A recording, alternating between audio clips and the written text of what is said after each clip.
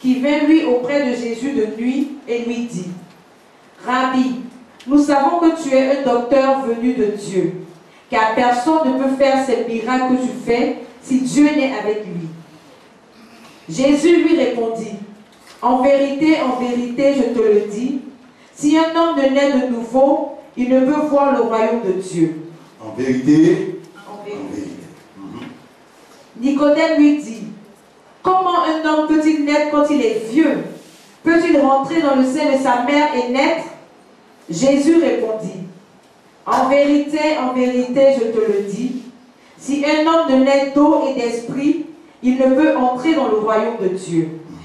Ce qui est né de la chair est chair, et ce qui est né de l'esprit est esprit. » Le royaume, c'est quoi? Le royaume de Dieu, vous voyez, c'est vrai, la demeure de Dieu.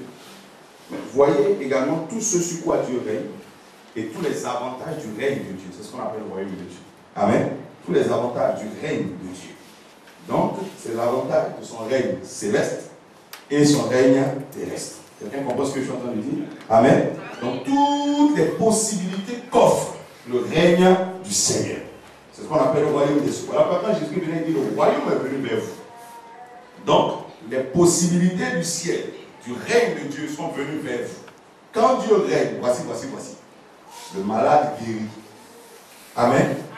Quand Dieu règne, voici. Le démon sort. Il part, on le chasse. Amen. Satan était au ciel, on l'a chassé. Donc quand le royaume est arrivé sur la terre, la même chose qui s'est faite au ciel a commencé à se faire sur la terre. Là où on trouve le diable, on le chasse. Et les gens sont libres. Amen. Il y a la paix là-bas, il y a la vie, il y a la joie, etc. etc. Alléluia. Donc il dit, si un homme ne naît de nouveau, il ne peut entrer dans les possibilités qu'offre le règne de Dieu. Amen. Il ne peut entrer dans le royaume des cieux. Donc il voit la chose, mais il ne peut pas y entrer. Vas-y. Verset 7. Ne t'étonne pas de ce que j'ai dit, il faut que vous naissiez de nouveau. Le vent souffle où il veut et tu en entends le bruit. Mais tu ne sais d'où il vient ni où il va. Pourquoi? Parce que tu es hors du royaume. Amen. Donc tu entends le bruit, tu entends les témoignages, tu entends les choses, les œuvres du vent. Mais toi, tu ne sais d'où il vient ni où il va, donc tu ne peux pas te positionner. Donc le vent ne peut pas te souffler aussi. N'est-ce pas? Tu ne peux pas utiliser ce vent-là. Tu ne peux pas te positionner pour que le vent la t'aide à bouger. Amen. Quand tu sais où le vent va, tu vois que tu te positionnes comme un oiseau, et puis ce vent-là t'entraîne. Mais quand tu es hors de la chose, tu entends le bruit, mais tu ne profites pas. Vas-y. Il en est ainsi de tout homme qui est né de l'esprit. Nicodème lui dit, comment cela peut-il se faire? Jésus lui répondit, tu es le docteur d'Israël et tu ne sais pas ces choses. Tu es le docteur d'Israël, l'enseignant d'Israël. Quelqu'un me comprend? Celui qui enseigne Israël, le professeur de tous ces gens-là. Ils viennent t'écouter, espérant recevoir de ton enseignement des moyens pour rentrer dans le royaume. Et tu ne sais pas ça. Donc eux, ils sont foutus. Je parle à quelqu'un. Tu sais, ton niveau et ton avenir sont beaucoup liés à ceux qui t'enseignent. Si tu as choisi un mauvais enseignant, tu auras une mauvaise vie. Là, il faut de connaissances, mon père fait quoi? Il faut de bonnes connaissances aussi. Même si tu vis là. Ton niveau, le niveau de ce que tu entends, de ce que tu reçois, détermine le niveau de ce que tu vas faire. Je parle à quelqu'un. Un élève intelligent, mais qui tombe dans une mauvaise école, ne pourra pas avoir le savoir qu'il faut. Mais il a tout ce qu'il faut, il a les facultés, il a tout ce qu'il faut pour ça. Amen. Amen. On a eu quelquefois dans nos classes de mauvais professeurs. Ça a été difficile. Parce que le prof lui-même ne maîtrise pas sa matière. Donc il te donne des trucs flous, il ne peut pas t'expliquer correctement. Et par la grâce de Dieu, on a eu quelquefois de très bons profs qui t'ont intéressé à une matière qui semblait difficile, mais ils ont démystifié la chose. Moi j'ai eu un prof comme ça en physique en première. C'est vrai, avec lui on avait quelques difficultés à avoir même nos moyens. Mais nous tous qui avons réussi à passer sa classe, En terminale, il n'y a pas un qui a eu moins de 13. Parce que le monsieur était bon prof. Quand on finit le cours, nous, on peut faire tous les exercices de tous les livres. Les annales, tout ça. Les seuls exercices qui nous fatiguent, ce sont ces devoirs. Donc quand on est rentré avec cette façon de comprendre les choses en terminale, c'était facile. Les autres élèves qui sont venus des autres premières avaient des difficultés à nous suivre. Si tu as eu un bon enseignant, ta vie ira loin. Tu es le docteur d'Israël, tu es le conducteur de tous ces projets-là et tu ne sais pas ça. L'avenir de tes projets est lié à ce que tu sais, à ce que tu fais. Un bon projet entre de mauvaises mains a échoué. Ça a échoué déjà. On aura l'impression que c'est un mauvais projet, c'est faux. C'est celui qui conduit la vie est bizarre. Tu es le docteur d'Israël. C'est toi qui as en charge la destinée de cette famille. Et tu ne sais pas ça. C'est toi qui conduis cette famille. Femme, enfant, tous sont derrière toi. Et regarde comment tu fonctionnes. L'avenir de ces enfants est hypothéqué à cause de toi. Parce que tu fonctionnes mal, tu ne sais rien. Je parle à quelqu'un. Je parle à quelqu'un. Tu es la tête de quelque chose, d'un coup. Il dit, tu es le docteur, l'enseignant d'Israël. Le conducteur des choses spirituelles. C'est à toi que confier l'avenir spirituel de ce groupe-là. Et tu ne sais rien. Beaucoup de nous aujourd'hui, un père est un leader dans une famille. Tes enfants, les yeux sur toi. Ta femme, quelquefois, les yeux sur toi. Une mère également. Tout le monde te regarde. Les enfants te suivent, on suit ce que tu dis. On écoute tes conseils. Malheur à ceux qui t'écoutent si tu ne sais rien. Si tu fonctionnes mal. Je parle à quelqu'un. Dis à ton voisin, tu es docteur d'Israël. Et tu t'autorises à ne pas savoir ces choses. Je parle à quelqu'un. Alléluia. Beaucoup d'entre nous ont pas de gros titres. Nicodème se balade dans Nicodème. C'est lui Nicodème. On ne devait même pas l'appeler Ni. Il faut ajouter Codème dessus. Qu'on ne rien et de rien à voir. Amen. Quand on voit quelquefois les erreurs de quelques-uns de nos dirigeants, que ce soit dans les entreprises, que ce soit dans nos nations, que ce soit dans nos continents, ça fait mal. Parce que l'avenir de tout ce que vous dirigez est lié à ce bon fonctionnement. Une mauvaise erreur du roi est l'erreur du peuple. Quand la tête se tourne, ce n'est pas le corps qui va se sentir bien. Je parle à quelqu'un. Oh, ma prière, c'est que la grâce de Dieu soit avec tous ceux qui dirigent quelque part.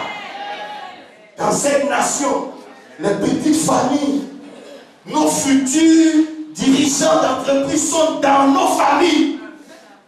Entre les mains des parents. Tout dépend de ce que tu en feras. La main de Moïse dirigeait Moïse. C'est elle qui décidait de ce que Moïse allait devenir au moins dans son enfance. Si elle ne savait pas certaines choses, si elle n'avait pas certaines qualités, comme la foi, le discernement, l'audace, la sagesse, la vie de prière, Moïse serait mort, il serait devenu un enfant bizarre dans le pays. Mais parce que cette femme a pris ses responsabilités, non seulement elle veut, mais elle sait comment vouloir. Parce qu'il y a des gens qui veulent mais qui ne savent pas comment faire. Elle veut que l'enfant vive et elle connaît le pays. Elle sait que si on veut que cet enfant vive, voici le seul endroit où il faut le déposer. Voici le moment où il faut le déposer. Voici la personne à qui il faut le connecter. J'ai observé mon pays. La Bible dit quand la fille de Pharaon est descendue à ce niveau, c'est la seule qui descend là. Et la seule qui vient à ce carrefour. Elle a observé, elle connaît le cœur de cette femme. Non seulement elle est stérile, elle est en train d'attendre un enfant. Mais en Égypte, on considère que le Nil est celui qui donne les enfants. Donc si cette femme-là voit un enfant sur l'eau, elle se dira que c'est le Nil qui lui a envoyé de l'eau un enfant. Elle le sauvera. Ce qu'elle sait a fait entrer Moïse dans une destinée royale. Or, quelquefois, ton avenir actuel est dû à ce que ton Nicodème ne savait pas. Le docteur de David t'a rendu ta vie malade. Parce qu'il ne connaît rien. C'est un infirmier et il veut te soigner. Je parle à quelqu'un. Nicodème porte le gros titre de docteur, alors que peut-être il n'est même pas une aide-soignante. Il y a beaucoup de dirigeants comme ça qui ont des gros titres de bâton. Digi. Ceci, cela, ceci. Il n'est même pas infini. Docteur 2, Bézi 2, c'est moi qui dirige. Dis à ton voisin du mensonge. À la vérité. Dis amen. Quand tu diriges et que tu n'es pas ce qu'il faut, tu entraînes tout le groupe dans une erreur, dans un mensonge. Quelquefois, quand on change la tête du groupe, on voit ce que ce groupe devait devenir. Ah, donc ce projet-là pouvait être comme ça. Saül était là, mauvais dirigeant, ayant trahi les principes qui devaient conduire, qui devaient maintenir son règne. Dans le secret, personne ne sait. Il l'a trahi. Donc c'est un faux roi qui est assis là. C'est Samuel seul qui sait que ce gars est rejeté. Mais il dit à personne. Saül est parti, il sait qu'on lui a dit. Il ne faut pas revenir ici avec les moutons là. C'est pas bon. Ça va gâter le pays. C'est pas bon pour la nation. Ça va nous faire descendre. Le gars a fait ça. Quand il a commis cette faute, quelques temps après, Goliath est sorti. Et on ne peut pas toucher à Goliath. Le péché a fortifié un démon bizarre dans le pays. Voici un esprit qui se lève, on ne sait pas comment le traiter. Voici un problème qui se lève, une malédiction, une humiliation qui arrive, on ne sait pas quoi faire. Parce que le dirigeant là, de la famille, là, du pays, là, de la structure, a trahi quelque chose. Béni soit Dieu qui est le premier dirigeant d'Israël. Il ne laissera pas le sort d'Israël à la merci des erreurs des dirigeants. Oh, qu'il en soit ainsi dans ta vie. Quand tu es un enfant de Dieu, même si celui qui est devant toi est en train de s'égarer, il y a une main qui viendra te chercher. Il dit, je suis venu chercher mes brebis perdues, mes brebis qui sont des mains qui les perdent. Il t'arrachera. Il te sortira du mensonge. Il te dirigera vers la vérité de la vie. Et Dieu est descendu, il a dit à Dieu, je ne laisserai pas la destinée de mon royaume entre les mains de Saül. Va, il y a un petit en brousse là-bas qui a tout ce qu'il faut. J'ai observé son cœur, j'ai observé ses qualités, j'ai observé sa façon de faire. Il est capable de conduire cette nation dans sa vraie destinée. Et il a pu Dieu pour 40 jours d'humiliation, de mensonges, qui maintenait Goliath à la tête, croyant qu'il était je ne sais pas quoi. Il y a un enfant qui est apparu. Oh, si les enfants d'Israël de 17 ans peuvent détrôner Saül, et si le roi avait fonctionné normalement, c'est pas Goliath qui va se lever, c'est pas Goliath qui va venir humilier la nation. Alors regarde, il y a des défis dans votre famille qui devaient être relevés rapidement, mais c'est devenu de grands problèmes parce que les gens fonctionnent mal. Et l'enfant se présente. Et mais c'est qui celui-là? Toute l'armée d'Israël. On nous insulte comme ça, puis on peut rien contre ce gars-là. C'est étonnant. Il dit, c'est étonnant. Moi, je suis étonné. Nous, les petits, on se débrouille. La grâce de Dieu descend un peu sur nous. Mais les lions, même, on les désigne. Et le roi ne peut pas faire ça. Tu es le docteur d'Israël. Et tu ne comprends pas ces choses-là. Élémentaires. On ne parle que de la naissance. On ne parle pas encore de la croissance. La juste naissance, tu ne connais pas. Mais donc les gens là, tu fais quoi? Si même le départ, tu ne sais pas, c'est l'adolescence, tu comprends. C'est l'âge adulte, tu comprends. C'est la maturité, tu comprends. Nicodème, il faut quitter l'affaire. Il y a des gens qu'on doit enlever. On doit les changer. On doit enlever des enfants et les donner à quelqu'un d'autre. Parce que les enfants là peuvent être des grands humains. Mais c'est vous qui êtes en train de toucher l'avenir de ces enfants. Ne faites pas ça, vous savez dire. Dis Amen. Amen. Regarde ton voisin, dis-lui du mensonge. À la vérité. Quelqu'un me comprend ce matin? Quelqu'un me comprend ce matin? Et David a tué Goliath facilement avec les petits cailloux d'Israël. On ne pas flèche. Il a des petits cailloux de nos royaumes. Ça suffit pour résoudre cette affaire. Un petit caillou, un petit lance-pied, les plus de les armes les plus banales. On détruit Goliath. Ma prière, c'est que votre vie soit éclairée par Dieu. Amen. Tu as ton voisin, tu as la tête de quelque chose.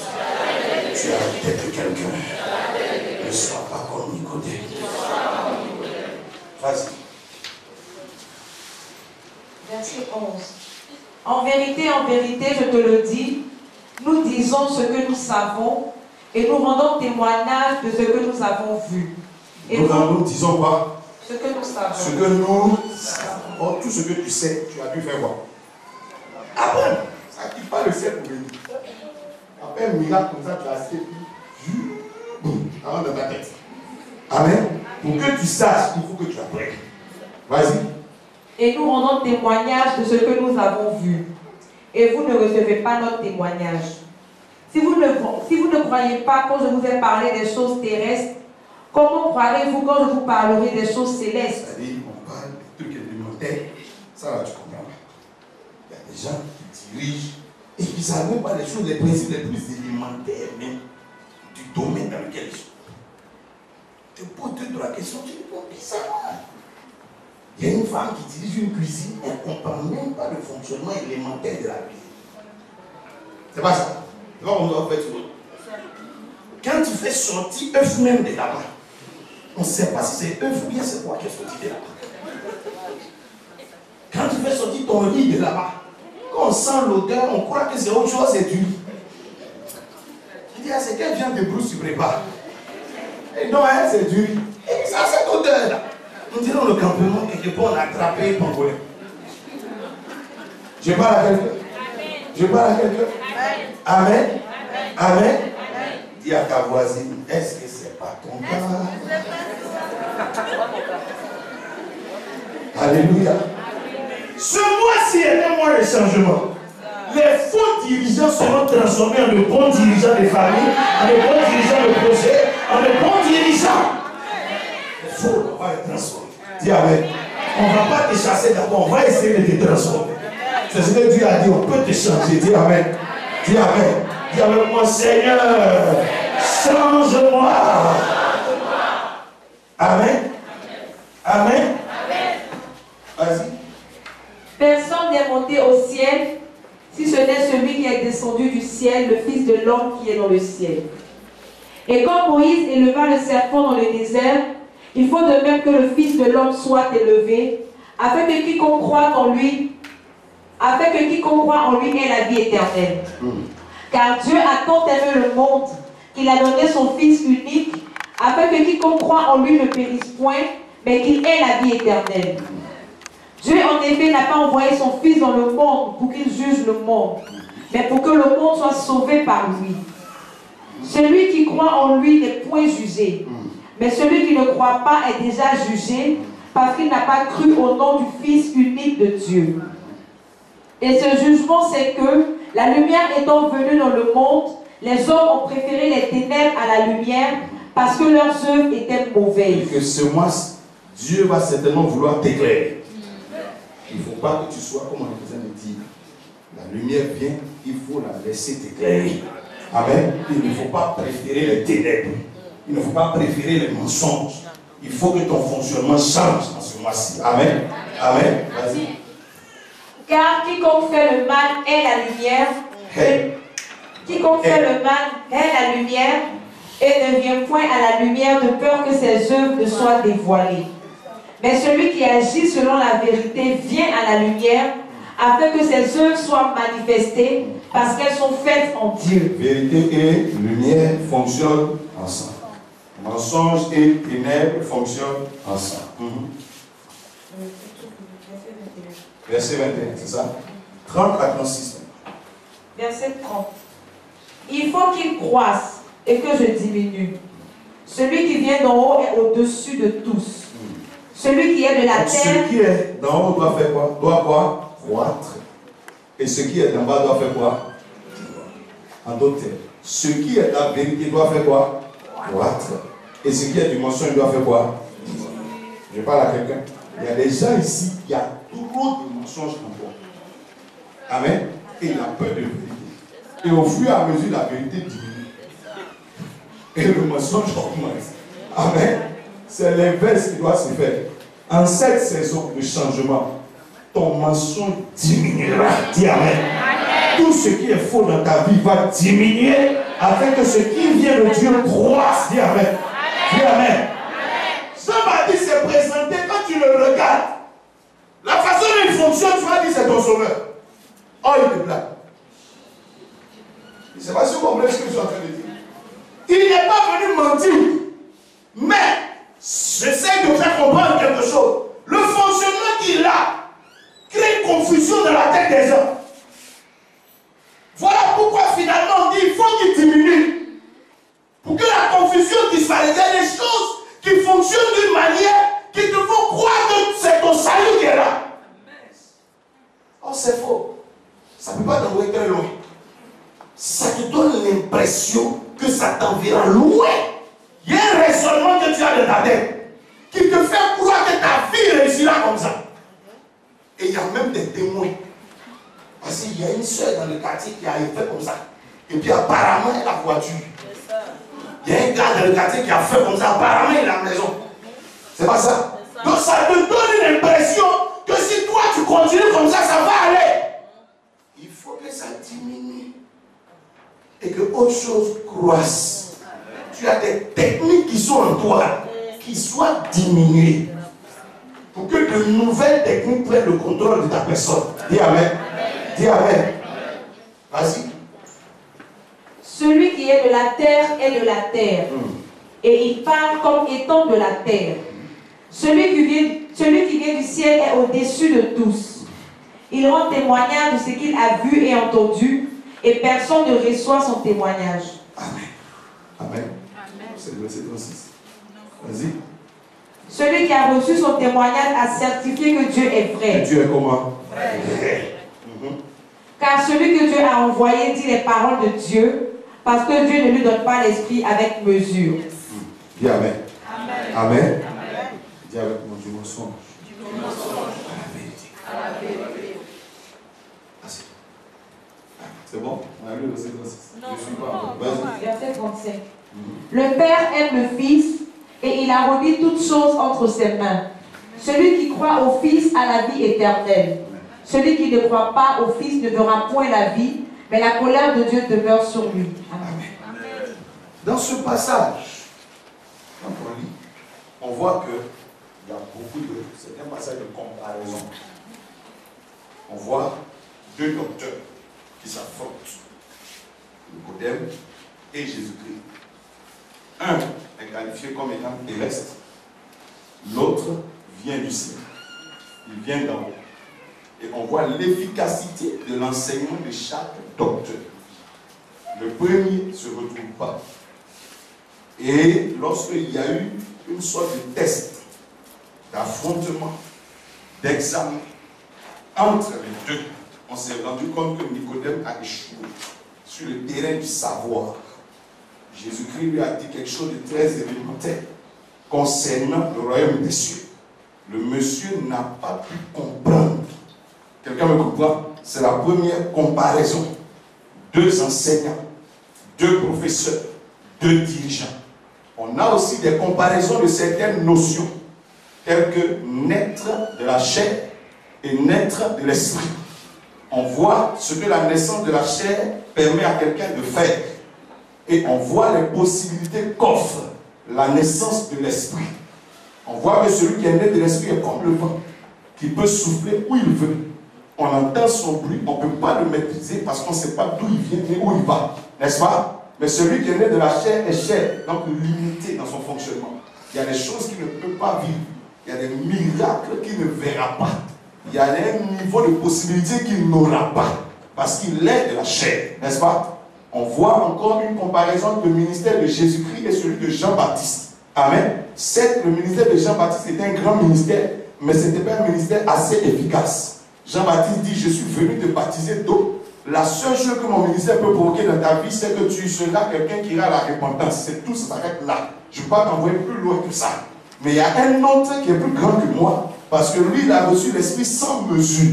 Il est capable de te conduire jusqu'à la vie éternelle. En d'autres termes, moi, je peux t'annoncer la vie éternelle, mais lui, il peut t'introduire dans la vie éternelle. Donc, il est nettement plus grand que moi. Quelqu'un comprend ce que je suis en train de dire? Son ministère est nettement meilleur au mien. Amen. Et on verra différentes comparaisons encore. Une des comparaisons qui ressort, c'est quoi? On voit Les comparaisons, ce qui est du ciel, tout ce qui est du ciel et tout ce qui est de la terre. Amen. On voit que ce qui est céleste est meilleur que ce qui est de la terre. Donc les propositions venant de la terre n'ont rien à voir avec les propositions venant des cieux. Amen. Voilà pourquoi Jésus-Christ, ayant expérimenté la terre, fait une prière et dit à Dieu que ton règne vienne ici.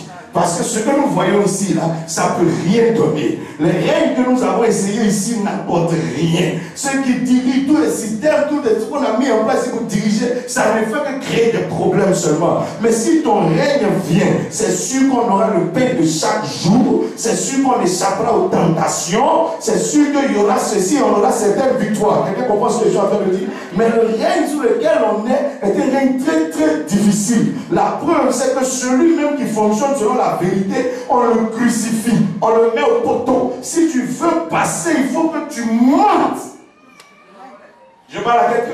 Il est difficile de fonctionner. C'est pour ça que celui qui accepte Jésus-Christ, le monde devient difficile pour toi.